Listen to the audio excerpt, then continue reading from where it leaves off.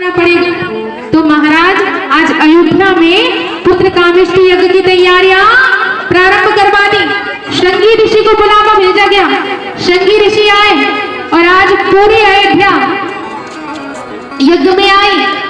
और आज महाराज यज्ञ जैसे ही विराम हुआ तो उस यज्ञ में से, उस हवन कुंड में से अग्निदेव नारायण भगवान प्रकट हुए और एक खीर के प्रसाद का पात्र दशरथ महाराज के हाथ में देते हैं और कहते हैं कि प्रगटे अग्नि चरु कर लीजिए, कि महाराज आप इस प्रसाद को तीनों रानियों में बांट दीजिए। इस प्रसाद को तीनों रानियों में बांट दीजिए। और जैसे ही प्रसाद को तीनों रानियों में बांटा गया तो एक भाग माता कौशल्या को दिया गया और एक भाग माता सुमित्रा को और एक भाग माता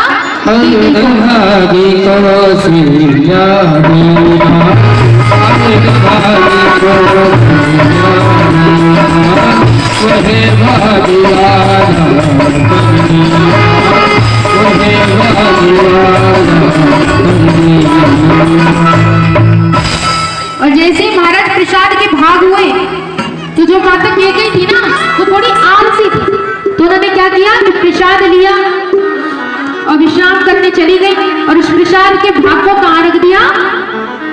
अटालिका पर, खिड़की पर। और जैसे रखा तो आकाश मार्ग से एक चील जो थी वो आकाश मार्ग से उड़ रही थी। उसने जैसे खीर के प्रसाद के पात्र को देखा नीचे आई, अपनी चोंच में इस प्रसाद के भाग को दबाया और आकाश में उड़ने लगी। इधर माता अंजनी पर्वत पर बैठकर के तपस्या करती है पुत्र कामना के लिए। तो आज जैसे वो चील उस प्रसाद को लेकर के उड़ी तो मैया का पात्र टेढ़ा हुआ तो वो खीर नीचे फैली और माता अंजनी के मुख में गई, जिससे श्री हनुमंत लाल का प्राकट्य हुआ। हनुमान जी महाराज की। हाँ महाराज, इधर माता गीता का भाग किसके पास गया? माता अंजनी के पास। तो माता कौशल्या अपने भाग में से एक भाग माता कीकई को देती है, एक भाग माता सुमित्रा को देती है, जिसमें माता सुमित्रा की 2 संतानें होती हैं और माता कीकई को 1 संतान और माता कौशल्या को 1 संतान। तीनों माताओं ने प्रसाद पाया तो क्या हुआ? बोले यही विधि गर्भ सहित सब नारी। तीनों माताएं प्रसाद पाते ही गर्भवती हुई और जैसे जैसे माताओं के महीने व्यतीत होते हैं वैसे वैसे तीनों मैयाओं के महीने व्यतीत हुए और जैसे ही 9वां महीना लगा तो माता कौशल्या का गर्भ चमक उठा, माता कीकई का गर्भ चमक उठा और माता सुमित्रा का गर्भ चमक उठा। और आज मानो पूरी अयोध्या दुल्हन की तरह सज गई हो। और आज सरजू नदी में जल नहीं मानो अमृत बहने लगा और धीरे धीरे समय नजदीक आया। नवमी तिथि, चैत्र का पावन पवित्र महीना और गोस्वामी जी कह रहे हैं नवमी तिथि मधु मास पुनीता।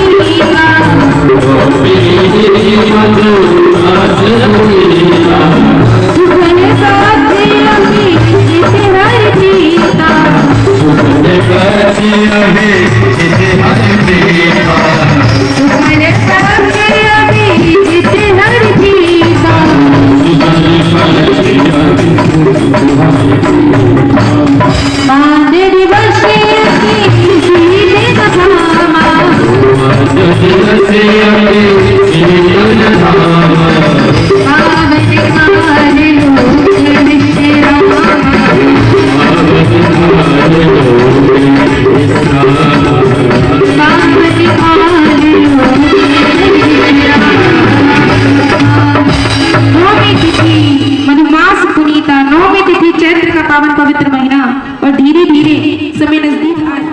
अभिजित मुहूर्त का अर्थ क्या होता है बताओ महाराज?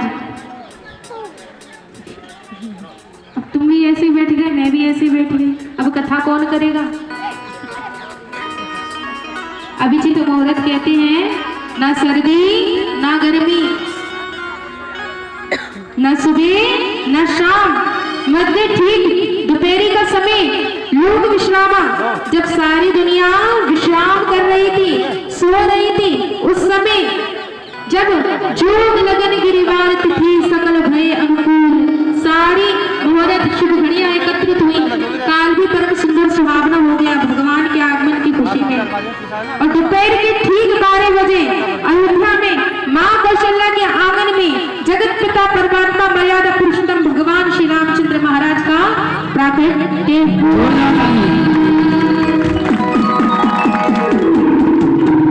परंतु क्या, जब माताएं गर्भवती होती हैं तो बहुत से भाव होते हैं कि राम जाने लाला होगा या लाली होगी। तो माता कौशल्या के भी काफी भाग थे, काफी इच्छाएं थी, लेकिन देखा कि जगत पिता परमेश्वर चतुर्भुज रूप में प्रगटे हैं। तो माता ने कही कि प्रभु मैंने आपको लाला बनकर के आने के लिए कहा था, बेटा बनकर के आने के लिए कहा था, आप तो सबके बाप बनकर के आ गए। कि 4 हाथ वाला पुत्र कभी किसी का देखा है क्या? क्या करूं मैया बताओ, 4 हाथों को हटाओ, छोटे बन जाओ। अच्छा, तो मैया के कहने से भगवान श्री राम नीलमणि के समान चमकते हुए लाला बन गए। अब मैया ने पलंग पर सुला दिया। अब भगवान राम बोले कि जाओ मैया दरवाजा खोलो। अरे सब भक्त मेरा इंतजार कर रहे हैं कि कब मैं आऊं। तो मैया ने कहा कि ऐसे नहीं खुलेगा प्रभु। क्यों? बोले अब तो मैं देखो लाला बन गया। बोले प्रभु एक बात बताओ, अपने आप को तुमने देखा है? बोले क्या कमी है मुझ में? कि देखो आंखों में काजल लग रहा है, घुंघराले बाल है, ये माला पहने हो, धोती पहने हो, ऐसा लग रहा है कि आपका जन्म नहीं हुआ है, आप तो घोड़ी चढ़ करके दुल्हनिया लेने जा रहे हो। अरे प्रभु आपका नियम है कि जब कोई जीव इस संसार में आता है तो निर्वस्त्र आता है। कैसा आता है मैया? निर्वस्त्र। तो मैया क्या करें? बोले प्रभु अपने वस्त्रों को उतारो। तो राम जी माता के कहने पर निर्वस्त्र हो गए। अब तब मैया से कहते हैं कि मैया अब तो दरवाजा खोल दो। तो मैया कहती कि प्रभु एक बात बताओ, जब बच्चे का जन्म होता है तो बताना थोड़ी पड़ता है कि बालक हुआ है, बालक हुआ है। नहीं, बोले बच्चे का रुदन, बच्चे का रोना अपने आप बता देता है कि बालक का जन्म हुआ है।